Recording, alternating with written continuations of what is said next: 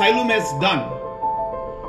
it has created now this opportunity, filled up this vacuum and gap that was present. And as mentioned by our friend who had just spoken before me from Nectar, that they have brought up a unit out here, one of its kind, in the country he's mentioned. If not in the country, at least in the region, I'm sure.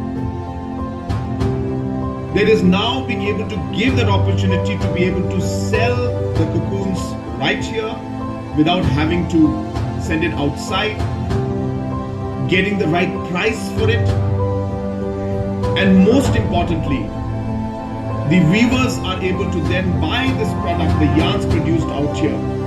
at a much more affordable rate than the rate that was being given by outside